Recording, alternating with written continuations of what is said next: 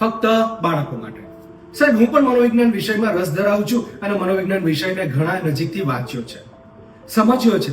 ઘણા બધા વેબિનાર અને પેરેન્ટિંગ કેવી રીતે કરવું જોઈએ ને આ વાતો ખૂબ સહજતાથી સમજી છે.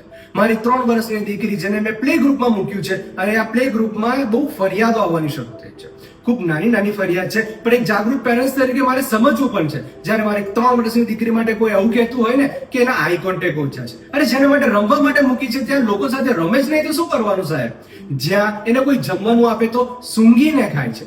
અરે નાનો અમથો અવાજ આવે ને એટલે ઓહો, એટલો મોટો અવાજથી એ ડરી જાય છે અને આ ડરના કારણોને લઈને એ કાન બંધ કરી દે છે. ફ્લેપિંગ હેન્ડ, એને કોઈ પૂછે કે તારું નામ શું તો એ જ રિપીટ કરી રાખે. આવું ક્યાંક મેં ભણ્યું હતું, પણ મનોવિજ્ઞાન વિષય ખૂબ લાંબા સમયથી સમજી નથી શક્યો, કારણ કે હવે હું ભણતો નથી.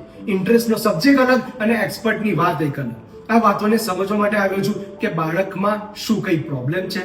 હા, આ એક મનોવૈજ્ઞાનિક ડિસઓર્ડર છે અને આના કેટલાક લક્ષણો ઓટિઝમ સ્પેક્ટ્રમ માટેના છે. આ બધા સ્પેક્ટ્રમ કેટલી બધી વખતે વધતા હોય, ઘટતા હોય, પણ આના કોઈ ચોક્કસ કારણો પણ હોય. માતાના ગર્ભમાં આવું બાળક હોય ત્યારે પ્રેગ્નન્સી ડ્યુરેશન દરમિયાન થયેલા ફેરફારો પણ અને વધુ પડતો મોબાઈલનો વપરાશ અને એન્વાયરમેન્ટલ ફેક્ટર્સમાં થયેલી કેટલી બધી બાબતો આના ઉપર અસર કરતી હોય છે. જેટલું જલ્દી બાળક માટે વિચારશું ને, આ બધું જ નિદાન તરફ ચોક્કસ લઈ જઈશું, ફક્ત બાળકો માટે.